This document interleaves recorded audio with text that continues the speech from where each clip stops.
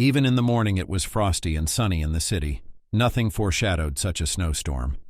But towards evening something unimaginable began to happen. A solid white cloud seemed to hang over the ground, covering everything around.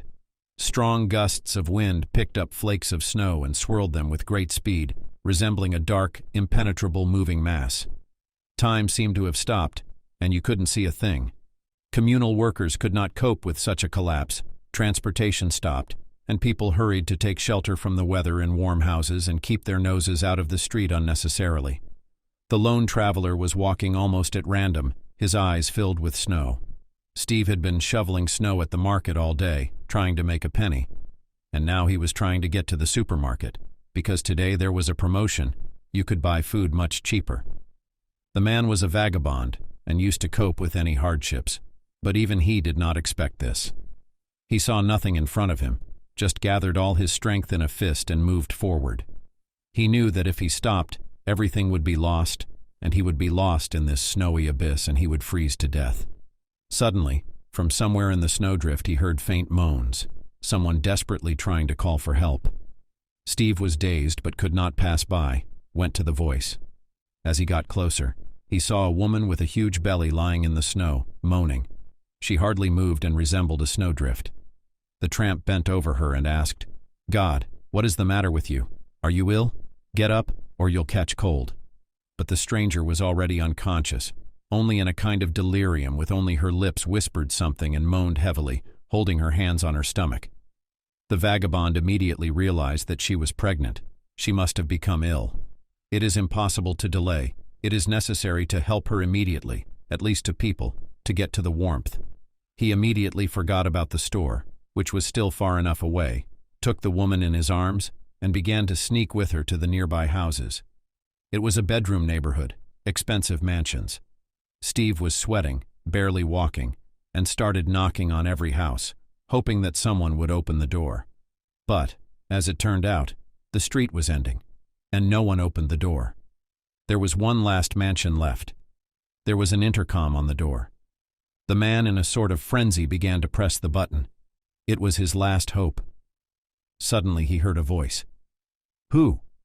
Steve couldn't remember himself and started shouting, "Please let us in. There's a pregnant woman who's sick. She was freezing in a snowdrift. Do not let the baby die in the womb. Have mercy. Don't you rich people have any heart at all? I went all around the street, nobody opens the door." Suddenly the window opened, and the keys fell on the stomped snow of the porch, and a voice said, "Open up and come in." Steve was taken aback. What kind of stupid joke was this? Couldn't he just open the door? He could hardly stand on his feet as it was, and his hands were about to collapse. But there was no time to think about it. The tramp picked up a bunch of keys, opened the door, and carried the woman into the house. The hallway was half dark. He tried to see where the owner was. Why didn't he come out? It was even creepy somehow. But then an elderly man of intelligent appearance came out of the bedroom on a wheelchair. He turned on the light and said, "Well, hello. My name is Anthony. Undress the woman and put her on the couch. We're going to find out what's wrong with her. I just tried to call an ambulance, but unfortunately I got a dial tone. Something must have gone wrong with the connection. You see, it's a blizzard. It's a nightmare. I'm a surgeon. We'll just have to manage on our own. She didn't have any paperwork on her? What's the time frame? What's wrong with the baby? I need to see her. First, get some ammonia. The first aid kit's in that corner cupboard over there. Hurry up. Every minute counts." Steve fetched the first aid kit and began to stick a cotton ball of ammonia under the stranger's nose. She warmed up and came to her senses. "Where am I? Who are you? Help me, please. I think I'm in labor. The contractions are so painful. Oh, Mommy, it's starting again." The owner of the house put on gloves, came as close as he could on a wheelchair to the pregnant woman and began to calm her down. "Don't be afraid. What's your name?" "I'm Anthony, a doctor, or rather a surgeon." "Don't panic. Let me examine you. How far along are you?" The woman grimaced in pain again and barely answered. "And I'm Kenzie, 40 weeks already. But I'm not on the registry. I counted it myself. The contractions are getting more frequent and more painful. I'm so scared. What if I don't deliver and die?" Anthony splashed his hands. "How could it be? What, you've never even had an ultrasound? That's very irresponsible. Tuck. Yes, you're in labor, you're about to go into labor. The baby, thank God, is positioned correctly. Cephalic presentation. We've got to get a move on. Steve, I'm confined to a wheelchair and I can't deliver the baby myself. I'm going to have to help you. Wash your hands and rub alcohol on them. Clean the bathroom and get some warm water. Get some ironed sheets from the closet. And do exactly as I say. Everything's going to be fine. Steve got everything ready, crossed himself. He was terrified of doing something wrong, and he thought to himself, what a mess I've gotten myself into. What if it goes wrong? What if something happens to the woman in labor or the baby? I'll go to jail. Kenzie was getting worse. She had no control over herself, only heard a clear voice from somewhere far away. Deep breaths. Push, not your face. Hold your breath. Good. Good job. Now exhale. Rest. Let's get ready again. Follow me. The woman did as if under hypnosis, and the baby finally came. Anthony continued to tell Steve, hold the head by the back of the head with one hand, turn it a little bit and pick it up under the armpit. Come on. Kenzie, one last time. Breathe in, push. All right. Good job. Steve. There he goes, he's out. Slap the baby on the butt. Again. Now put him down, wipe him clean, and we'll cut the cord. Don't worry, it's not that hard. And so together, Kenzie safely delivered a healthy baby boy. He was screaming loudly. The mommy pressed the baby to her chest and cried, thanking the saviors. Thank you so much. If it were not for you, I would definitely die. I don't know how to thank you, but I have nowhere to go. I rented a room but could not pay for the last month. The owner threw me out on the street, things only allowed to leave for a week. How am I going to take care of the baby now? Not begging to go. Steve sighed and answered, oh no, I myself am a vagrant with experience, and I can say for sure you cannot survive on the street, especially with a baby. In my abandoned house too, there are no conditions. Dog cold. The baby will immediately fall ill. But I'd take you in. I'm not sorry. Anthony thought hard and answered, don't think about bad things yet. Have a rest. You'll stay a couple of days at my place, and I'll find some way out. The chauffeur will take your things tomorrow in your former room. I'll make arrangements. After all, there are crisis centers. You can stay there for a while. And you and the baby need to see a doctor, absolutely. Home births are dangerous. There's no sterility. There can be complications. What will you name your son? Have you decided? Kenzie thought about it and answered, John, like my grandfather. He loved me so much. Steve hesitated and said, well, I'll be off then. Why should I be in your way? I'm not used to wandering. Anthony waved his hands. No, that's out of the question. Where will you go in such a snowstorm? Stay. The house is huge. There's plenty of room. I don't know why you're on the street, but I'll give you some advice. You'd make a great orderly. I could be a big help. You were so good at what you did. Private clinic pays well, job stable. You'd have a corner to live in. Think about it. You helped a stranger so selflessly, not everyone can do that. So I think you'll do just fine in the hospital. Steve thanked his host and went to sleep on the couch in the hallway, covered with a blanket. Kenzie was exhausted too and cuddled up to her son and dozed off. Anthony went back to his room to sleep. But early in the morning, his wife and stepson entered the house. Both of them were drunk and clearly did not expect to see strangers in their home. There was a big row. Wendy yelled, "Hey, get up! Who the hell are you? What are you doing here, you ragamuffins? Get out of here! Anthony, what the hell is going on here? Why are there homeless people in our house?" Everyone was in an uproar, and Kenzie clutched her son to her, terrified he was crying. Stepson Max shook Steve by the breasts and dragged him to the exit. The tramp was not on a joke frightened. Anthony came into the living room. He put on his glasses and said loudly, "Max, are you crazy? Leave the man alone at once. Wendy, don't yell. You're scaring the baby. These are my guests in my home, and they'll be here as long as they need to be. I have a question for you. Where have you been all night?" Wendy, as if she hadn't heard her husband, was indignant. "What guests? Look at them. They're both starving. We're bound to catch something nasty from them. Where did you find them?" "My son and I were at an exhibition of an avant-garde painter, weren't we?" "You never leave the house." Steve quickly put on his jacket and hat and began to rant. "I'll go out of harm's way. If anything, I live in an abandoned house. You'll always find me there. Thank you for everything, for sheltering me and helping the woman. The tramp went out like a cork and thought to himself, "The surgeon is such a good man, but his wife and son are bastards. That's bad luck for the man. I feel sorry for Kenzie, too. Where will she go with the baby now? She's just another sad little thing." Anthony was indignant and resolutely said to his wife and stepson, "How long have you been selling vegetables at the market, sweetheart? Or have you forgotten where I pulled you out of poverty? And you, Max, I see that you don't appreciate good things at all. Or do you need something? You're already 20. It's time to make up your mind about your life. So everybody just calm down and take it as it comes. Kenzie's gonna stay here with his son for the time being. End of story. That's what I've decided. Louise is coming. I'll have her set up in the back bedroom. The woman's in a tough spot. That's what happens. And I don't want to hear any more sneers or reproaches about her. I'm the one who provides for everyone, and the house is mine, so respect my guests." Wendy glared at this mother with hatred and contempt, but obeyed her husband and retired to her room with a sneer on her lips. Her stepson frowned and went to the kitchen. Kenzie was very startled. "I'm sorry, please. I fell on your head. I'm the reason your family is in trouble now. I'd better go. I don't belong here." Anthony took her hand in his and looked at John with amusement.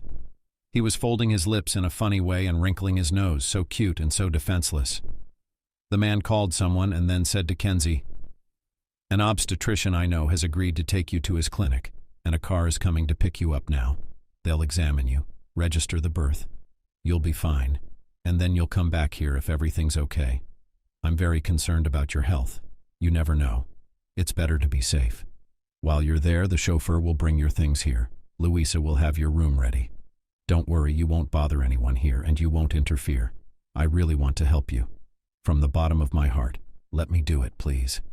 Kenzie cried and didn't know how to thank her. "Anthony, thank you. You're like a father to me. You're so caring. I'm just a stranger to you.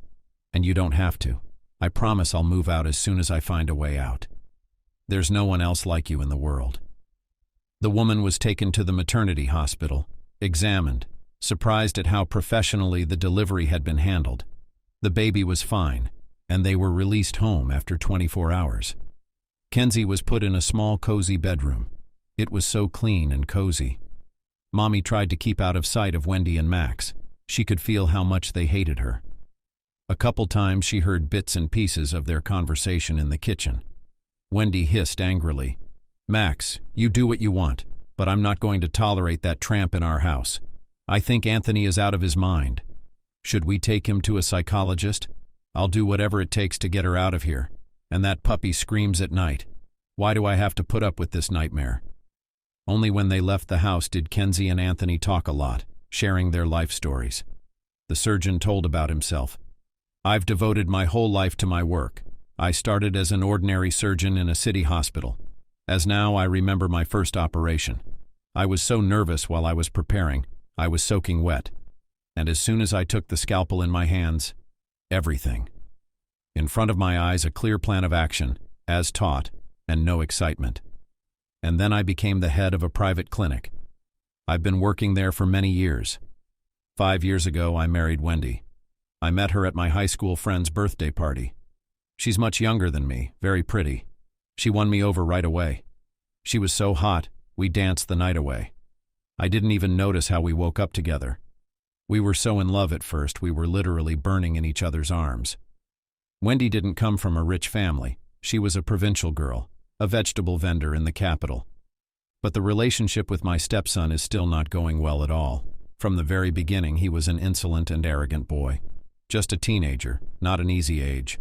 I did my best to make sure my family didn't need anything. Turkey and Egypt twice a year. Max went to a private high school, a prestigious one. I thought my wife would be grateful to me for such care. But I was wrong about her. But I realized it too late. 6 months ago, we went to a ski resort, had a nice vacation, until I went tumbling down a huge mountain. I ended up with a spinal injury. I can barely walk. A little bit with a walker or a stroller. Disability has taken its toll on me. I became very depressed, almost reclusive. I still run the clinic, though. Meetings by conference call or online. Thanks to technology now. I thought Wendy would support me, be there for me, take care of me, because I've done so much good for her and Max. But no. It's like she's been possessed by a demon. She's angry, always missing. She looks at me like I'm nothing. I even think she's cheating on me. She's gone out too often in the evenings on various pretexts. We've become strangers, to be honest. I'm even thinking about divorce. We made a vow at the altar to be together to the end, for better or for worse. But it didn't work out that way. Kenzie sighed, feeling sorry for the surgeon, because he was a very good man. And for some reason she felt so at ease around him. It was strange. She'd never felt that way before. The woman also honestly told everything about herself. I never knew my dad. I lived all the time with my mom and stepfather. My mom worked as a nurse at the regional hospital. Her name was Pam. She loved me very much. I remember her only with kindness. When I turned 10, a couple months later, my mom passed away. She always had a stomach bug, first gastritis, then an ulcer, and then one day she started bleeding badly and couldn't be saved. That day my childhood and normal life ended once and for all. After her funeral, I stayed with my stepfather. While my mom was alive, Uncle Henry didn't drink much, he kept it together. But after she died, he went off the rails and drank himself to death and went downhill. He got mad at me, thought I was an alien brat, shouted that he didn't have to feed me and blamed me for all his failures.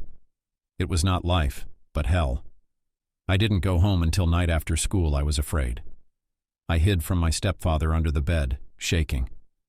And when I was 16, I couldn't stand it and ran away.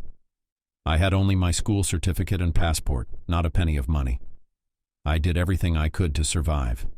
I scrubbed floors and worked part-time in a pie shop. I rented a room on the outskirts. The kopecks I earned were barely enough for rent and food. It was the best I could do. And then I met Ron. He was a chauffeur, delivering groceries to the pie shop, 10 years older than me. Anyway, we fell in love. I was naive and thought it was serious, that we'd get married. Even though the girls at work warned me that Ron was a real ladies' man, that's why he wasn't married and didn't miss a single skirt. And I believed in his vows. I thought they were just jealous of the groom. But when I got pregnant, the fiancé immediately vanished and blocked the phone. That's the whole story. I couldn't believe it was possible to betray her like that. I cried for a long time. And I didn't know what to do next. I was afraid to have an abortion. I kept dragging it out. I worked as hard as I could, even though it was hard with my stomach. But the landlady got fed up that I was slow and clumsy, and she fired me. I didn't work there officially, so I was left without maternity pay. I got behind on my rent and they asked me to leave. I was trapped, nowhere to go, no money. If Steve hadn't saved me and you hadn't taken me in, I'd be dead in that snowdrift. I don't know how I'm going to live. I can't sit on your neck for too long, I know. You said there's some kind of crisis center. Maybe I should go there? The surgeon thought about something, rubbed his temples and asked again, "Wait, what's your last name? And how old are you, Kenzie?" Kenzie answered in surprise. "My last name is like my mom's too. I'm 25. Why?" Anthony grabbed his heart and gulped for air. He was clearly feeling ill. Kenzie was scared, brought water and Valadol, began to put it under his tongue, wailing, "God, what's wrong? Are you sick? It's my fault, isn't it? I'm sorry. I didn't mean—" Anthony sucked the pill, calmed down a bit, and exclaimed, "I knew your mom. She and I had an affair once when we were young. She had just gotten a job with us. So modest, so beautiful. That's how we met. Pam was wonderful, kind, quiet, loved me very much. I thought I did too. But my mother didn't like her. She was scandalized. In the end, I was a bastard. I left her. My parents set me up. But I didn't even realize Pam was pregnant. She took offense and transferred to another hospital so she wouldn't see me again. I mean, it can't be a coincidence. First name, last name, profession. I need to check it out. Do you mind? Can I take your hair and have it analyzed? What if you're my daughter? I'd be happy because I don't have any children of my own." Kenzie was in shock and eagerly awaited the results of the examination. She could not believe that she would have a real daddy, and that they had met so unexpectedly by fate. Such a coincidence is hard to believe. It only happens in the movies. But a week later, the miracle happened. Anthony called her over and handed her a shaky hand with the result, which said in black and white that they were close relatives. Kenzie threw her arms around the man. Daddy, Daddy. It felt so good to say that word. Don't think that I'm not angry with you, I'm not offended. On the contrary, I'm happy that we met. It's a miracle. You unknowingly delivered the baby and helped my granddaughter to be born. Thank you, sweetheart. Anthony could not cope with his emotions either. A tear rolled down his rough cheek. He held Kenzie's hands and said, looking into her eyes, Daughter, I'm not going to let you go anywhere now. I'm sorry I wasn't there for you, girl, but I really didn't know anything about you. I'll break the news to Wendy and Max tomorrow. I don't want to hear a peep out of them. I'm getting a divorce. My house is rightfully your house, too. I'll make arrangements for you to go with Jackson, the chauffeur, to the Children's World tomorrow and get everything you need for John. And don't skimp.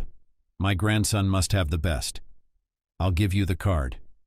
Kenzie replied, Okay, Daddy, thanks for everything. Not long ago, I was on the brink of death, on the verge of despair, and today I am the happiest daughter. I have a favor to ask you. Can I find Steve? I feel sorry for him. He's obviously a good man. I'd like to hang out with him, support him. Would you mind? I mean, he was the one who carried me in his arms, saved my life. And I didn't even have time to thank him. Anthony said, Sure, I don't mind. You're right, he needs help too. Kenzie dared to ask about the most important thing. Daddy, is there anything you can do about your illness? Can't you have surgery? Or is it just too bad? I just want you to get back on your feet. Maybe it's worth another examination. Anthony sighed. Honestly speaking, after the injury, I've given up, even though I'm a surgeon and I know a lot of people. But I didn't go for more examinations. I got depressed. I didn't want to live. But you know, you're right. Everything's changed now. I have someone to live for, a grandson to raise. I think I'll call Professor Salapin, make an appointment for a consultation. What if there really is a chance to get back on my feet? Kenzie exclaimed, That's right, Dad, and I'll be there to support you. If necessary, I'll take care of you. After Mom's death, I didn't want to live either, but now I would give anything in the world if you were healthy. We have our whole life ahead of us.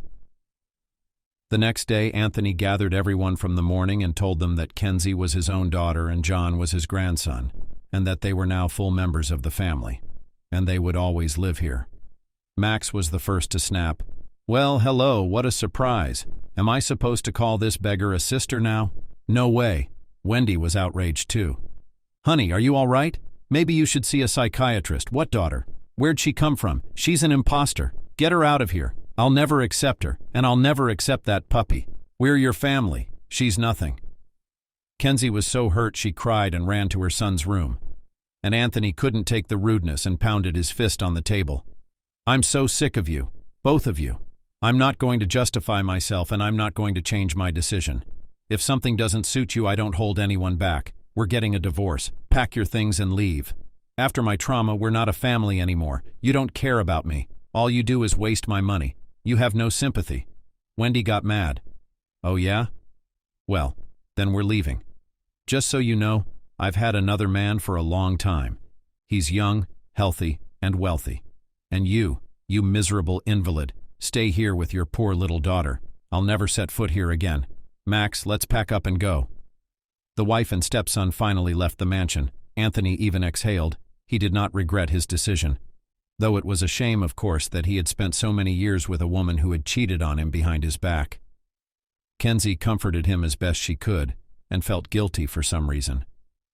Albeit unwittingly, Daddy's family had fallen apart, and it was all because of her. The young mom bought everything for the baby, a stroller and a beautiful bassinet, lots of baby clothes and diapers. Then she decided to go to the temple, prayed for a long time and put a candle for the health of Daddy. She frantically asked the Almighty to help her dear one to recover and get back on his feet. How grateful she was to the Lord for this meeting. Her life changed as if in a fairy tale. She left the temple with a light heart and confidence that everything would be all right. But she had one more important thing to do. She asked Jackson to take her to the abandoned house where Steve lived. The woman was amazed at how dilapidated the dwelling was. There were cracks everywhere. The foundation was cracked, and all the windows were boarded up with plywood. How could anyone survive here? Strangely, there was no smoke coming from the chimney, and there was no sign of it. The paths were covered with snow. Kenzie's insides turned upside down. Did Steve not live here anymore? Would they never see each other again? Is that where to find him now?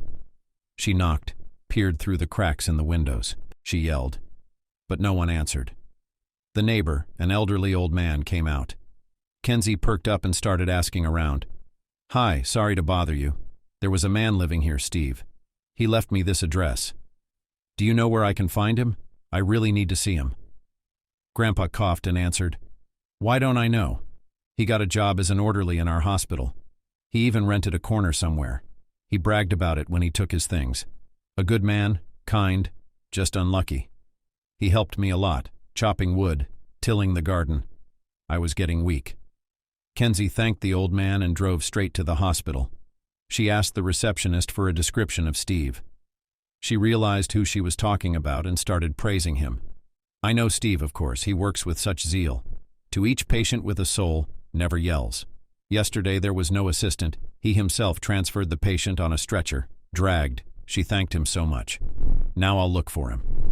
The girl told Kenzie to wait in the hallway. She didn't recognize the vagrant. He came out in a medical suit, shaved and trimmed. And most importantly, his eyes were no longer dull. They had a light in them. Steve was overjoyed and started hugging Kenzie like an old acquaintance. They sat down on the couch and talked. Steve said, "I'm so grateful to Anthony for telling me to get a job as an orderly. You know, I didn't even think I'd get it, and I got it. I had no idea that I would love this job, to genuinely help patients and hear the words of gratitude. I'm not an outcast now. I feel needed. I'm doing good. It turns out that doing good is so pleasant. How are you doing? How's John? Are you still living at Anthony's? I'm sorry, his wife's a bit of a bitch. Auntie Claire, the landlady, helped me. She found out I was living like this. She took pity on me and rented me a room for cheap. So life is slowly getting better. And it's all thanks to meeting you." Kenzie excitedly told Steve about the changes in her life. "It's unbelievable, but it turns out that Anthony is my father. Can you imagine that? And John is his grandson. So now I'm the happiest I've ever been. I'm here for you, Steve. Why don't we hang out? Come and see us more often. We'll go out with John. We'll be friends. I haven't told you the most important thing. Thank you, and thank you for saving my son and my life. You're a real hero. So we're looking forward to seeing you and your dad. You want to come?" Steve shone like a clear sun. He really liked Kenzie, but he didn't dare to think about her. So he immediately blurted out, "And I'll come tomorrow. It's my day off. I don't even have any friends except for 2 vagabonds like you. We tried to help each other out. We shared a crust of bread. So I'll be glad to come. I'll be sure to come." Anthony divorced Wendy, though the process was not easy for him. The clever and self-serving lady demanded to divide everything they had gained in their marriage. It came down to a toothbrush, household appliances, and some underwear. But the lawyer quickly besieged her and provided the court with a certificate that she had never worked a day anywhere, and her son too, and Anthony and so maintained all of them. The man was not at all vindictive or greedy. He already left Wendy an apartment and a car. But when she demanded more and more, Anthony was not on a joke angry, and left his ex-wife without anything, as in the fairy tale about the fisherman and the fish. Let her be provided for by the lover with whom she cheated on him. Steve was now a frequent visitor to the surgeon's house. They drank tea, babysat John, talked a lot. One day Anthony asked, "I look at you, Steve. You're smart, well-read, you play chess. How come you were a vagabond? I don't understand." Steve sighed heavily and began to tell me. "My childhood was not unhappy at all. I did not come from an orphanage. On the contrary, I grew up in a full family. I was a late child at my parents', so I never knew any rejection. They literally blew the dust off me. At school and university I studied well, even went to the Olympiads in mathematics. But all this was not interesting to me at all. It seemed that my parents were suffocating me with their hyperpathy, imposing everything, not allowing me to live independently. What a fool I was then. I did not understand my happiness. I thought it was terribly boring to live like this, the right way, all my life. I wanted adrenaline, sharp emotions. I became boorish, impertinent, on purpose could not come to spend the night, and without warning my relatives in general brought loved ones to hysterics. and also liked to sit behind the wheel in a drunken rage. A couple of times my father's car crashed, and he then humiliated himself, pulling me out of trouble. My mom cried and begged him to come to his senses. But that's not all. I became a gambler, and I was instantly sucked into it like a whirlpool. It's easy money. You dream of winning big. Sometimes you do get lucky. You feel like you're on a horse, champagne flowing, girls around and dancing till morning. But more often than not, you lose. At first I didn't bet much, I was afraid. But things went too far. And when the first time in the underground casino lost a huge amount and came to beg money from my dad, he suddenly got mad, didn't give me a penny, and threw me out of the house. As now I remember his words. My mother and I put all my soul into you, you rascal, and you disgrace us so much. Don't you feel sorry for your mother? The ambulance comes to her every other day, her blood pressure is skyrocketing. You know what? You want to be on your own? I'll give it to you. Get out of here. I'm blocking your cards. You pay your debts too. When you come to your senses, get on your feet, get a job, come back. If not, don't bother us anymore. Who are you like? I don't understand. You're a blood relative, but you don't love me and Mom at all. It's a shame. I also got angry, defiantly slammed the door and left, and to hide from creditors, quickly left 1,000 kilometers away in another city, and decided to build his own, a new life, and prove to my father that also capable of something. But how I miscalculated. I thought that with a diploma of specialist immediately in a cool company will take me to a good position. But no. They didn't take me without experience. Everywhere they offered me a traineeship or to start as a manager with a probationary period. What to do? I had to agree. There was no money at all to rent a normal apartment and provide the standard of living to which I was accustomed. I had to settle for a room in a communal house. It pissed me off. I did not know how to wait, to be patient. I wanted a beautiful life, as before, everything at once. So I went down a crooked path, started to play again, and then I got into the zone for fraud. 5 years. Prison sobered me up, of course. I barely survived there. I saw so much I still have nightmares. When I got out, my life was over. They wouldn't take me anywhere with a criminal record, so I started to wander around for a long time. Then I settled in an abandoned house. I wrote letters to my father when I was still in prison, repenting. But he answered me only once that my mother had died, and I was to blame for it. I had driven her to it. That's why he didn't want to know about me anymore. He didn't have a son anymore. I'd given up on myself a long time ago, but after I saved Kenzie and held the baby in my arms, something in me changed. I took your advice and got a job as an EMT. I'm helping people now, and I'm happy I'm good for something in this life. So it's you guys I should thank, it turns out. Thanks to meeting you, I have a normal life again. It turns out that it's never too late to realize everything and make amends. But only the guilt before my parents does not give me peace, chokes me. I feel like such a bastard. I went crazy, but I drove my mother to her grave. My father despises me and hates me. And rightfully so.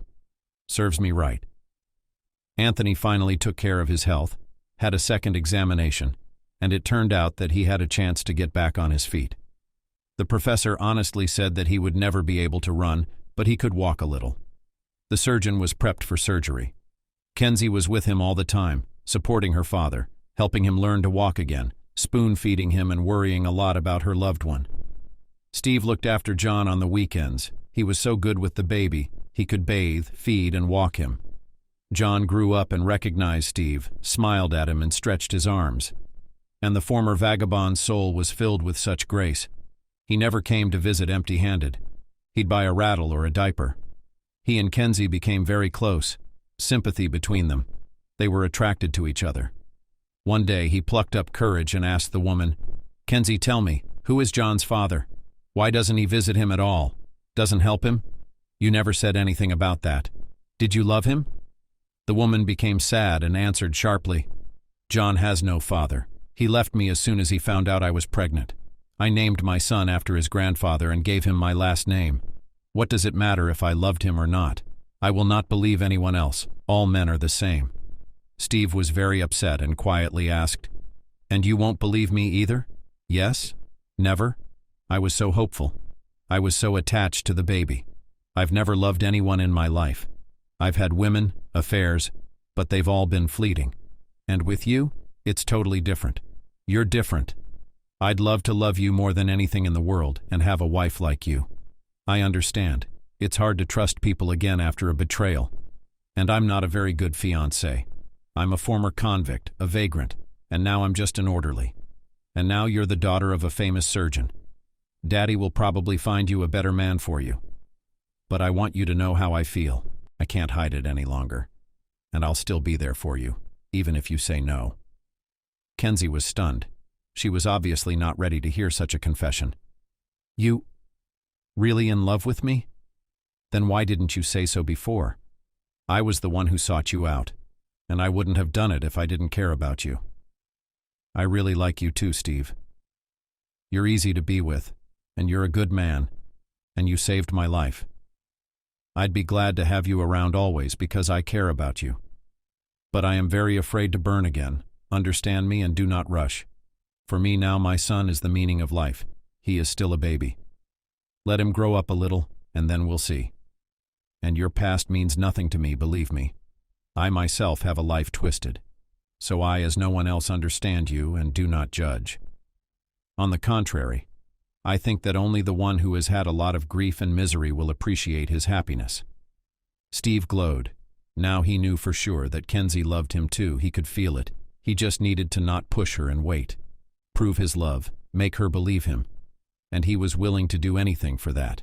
Anthony was not blind either, and saw how his daughter and Steve were drawn to each other, how real feelings were budding between them. So he decided to help them a little.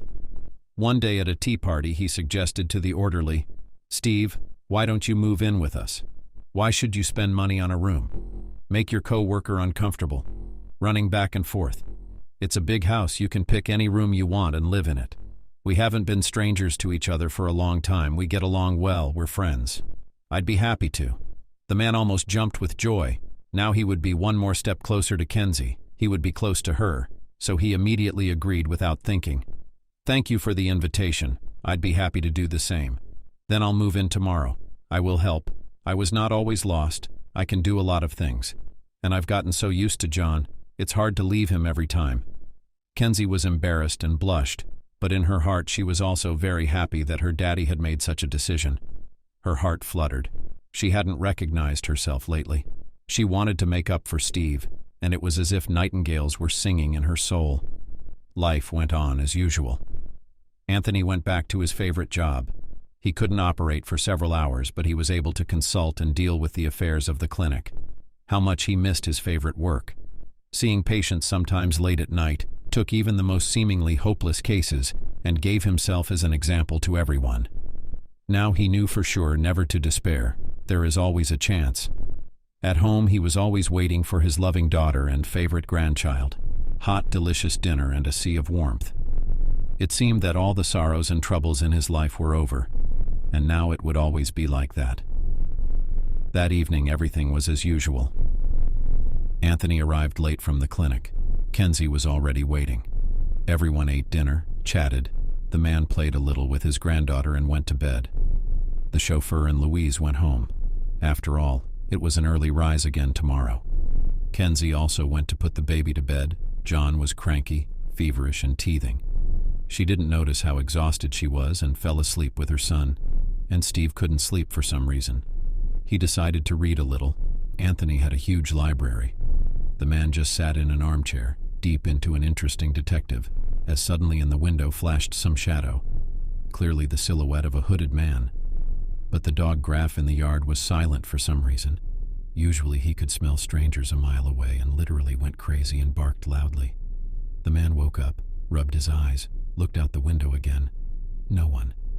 It was probably just a dream, he thought, and went back to reading. But the inner anxiety did not leave him. He could no longer concentrate on reading, put the book aside, put on his jacket, and wanted to go out into the yard, deciding to go around and personally make sure that everything was all right. But no matter how much he pulled on the door, he couldn't get it open. There was a puff of smoke coming from the street. There was a commotion outside the door, and black smoke was seeping out of the doorstep from below. Steve was in a panic and started shouting, "Fire! We're on fire! What the hell is going on? Why won't the damn door open?" It was only a couple minutes later, and the flames had already engulfed half the kitchen. We couldn't wait. The man didn't hesitate to wake everyone up. He opened the window, jumped out first, brought a stepladder, and began to take the household one by one. Kenzie panicked, cried, and clung to her son with a dead grip, mumbling, "I'm not giving John away. What if you lose him?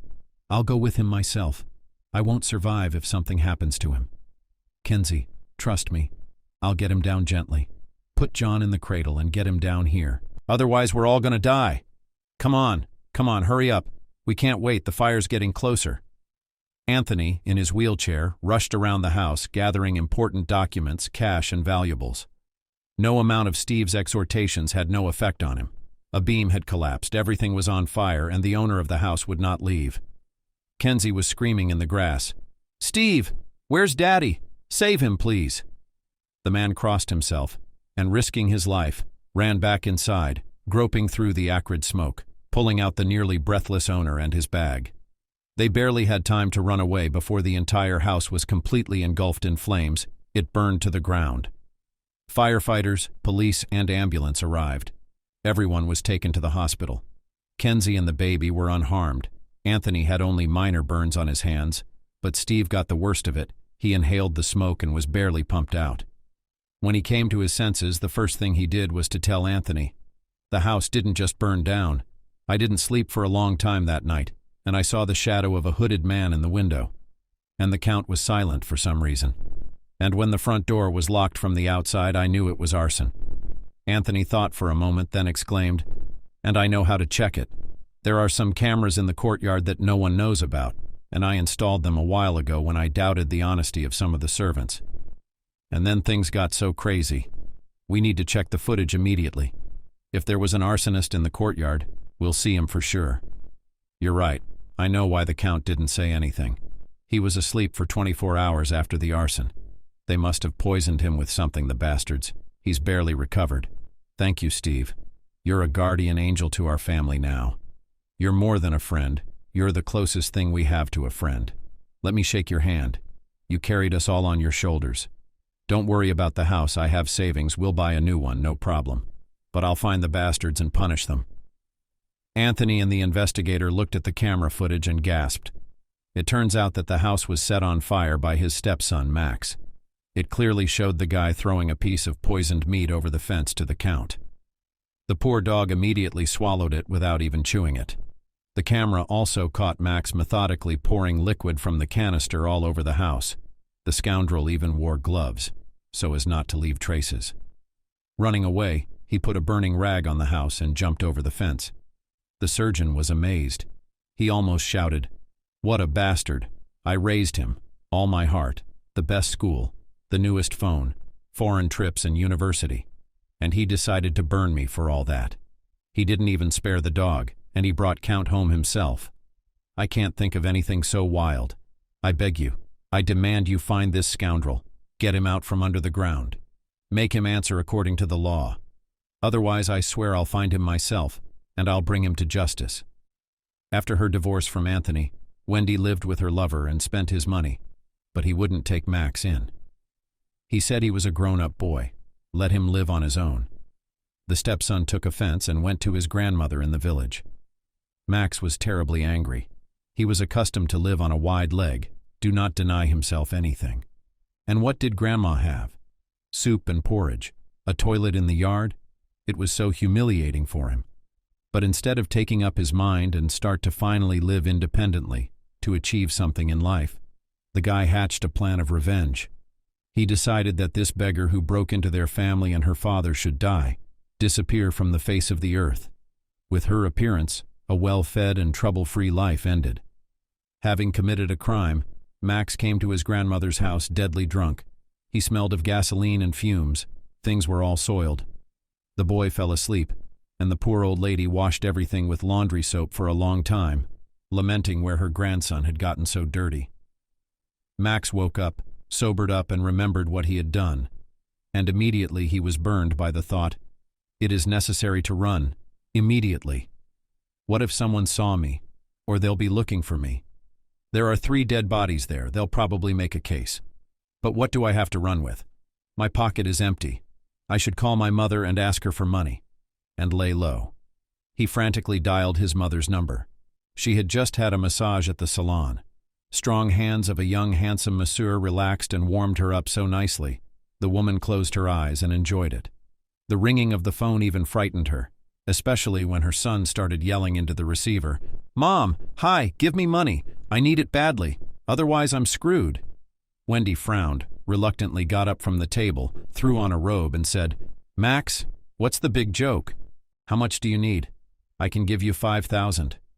No more. I live off Pusik myself, you know that." "What happened?" "I burned down Anthony's house to the ground. They were all there. Let them die. Now they'll know how to throw good people out on the street." Wendy even started to feel sick. She gasped and hissed, "Are you an idiot? What did you do? You're going to jail. Are you trying to ruin your life? Why did you do it? What did you do, you stupid head?" Max was angry and justified. "I was avenging you too. I hate my stepfather, and I hate his daughter too.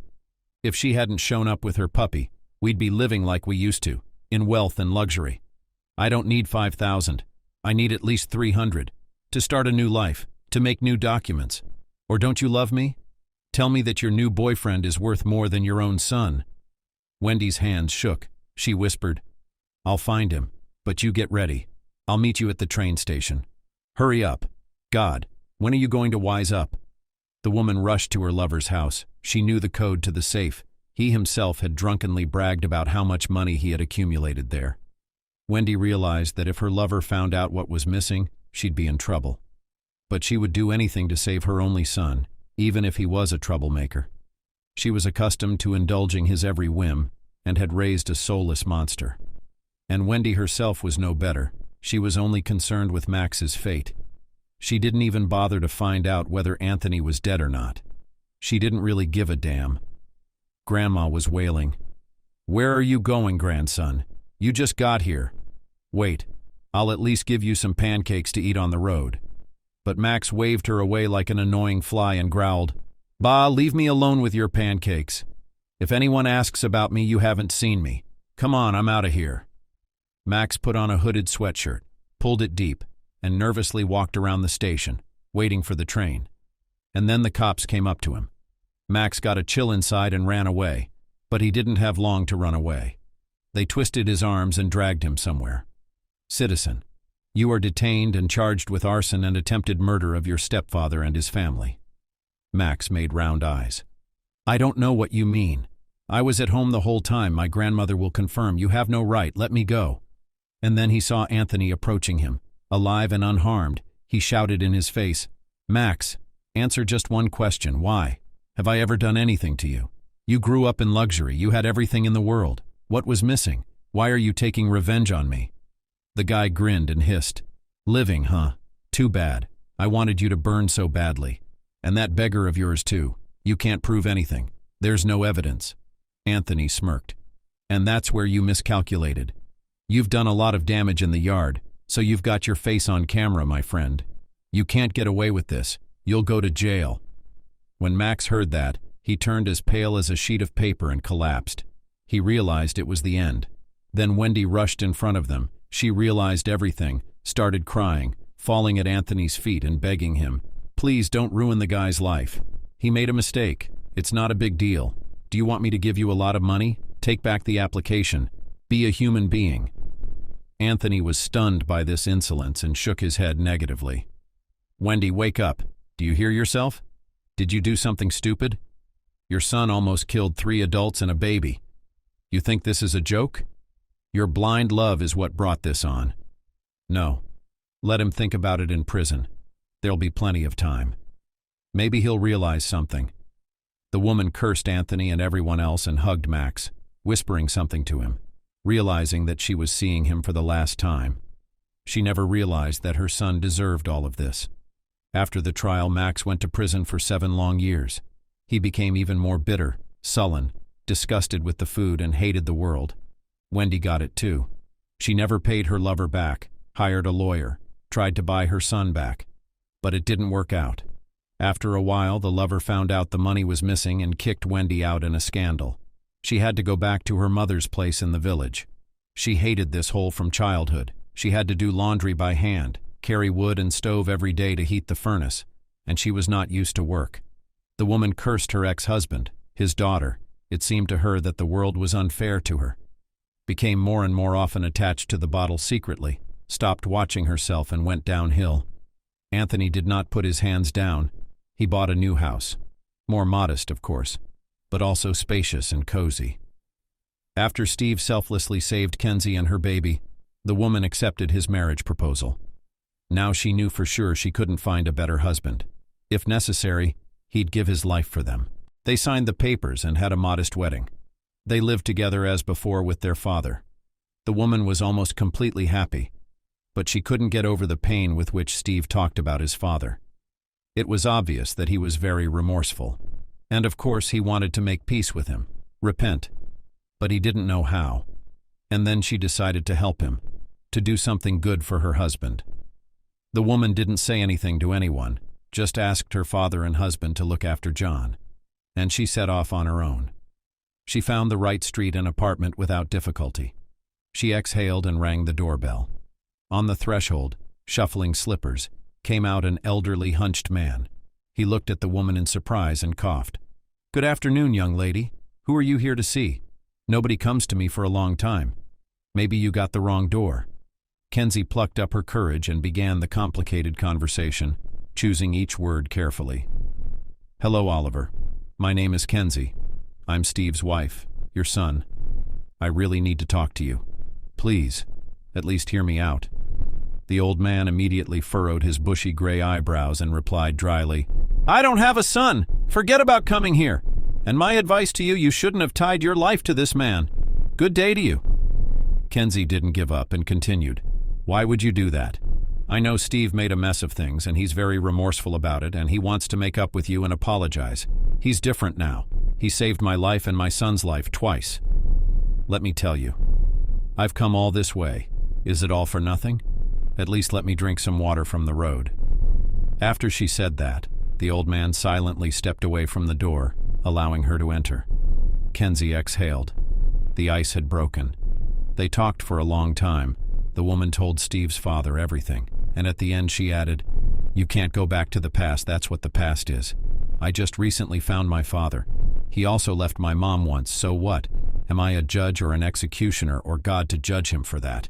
Everyone can stumble, make mistakes, everyone has every right to do so. The main thing is that he's realized it now. He and I are together and we love each other. Oliver, don't push Steve away, we're family. At least let him repent to you. I can see in your eyes that you care about him." The old man sighed bitterly and answered, "Let him come.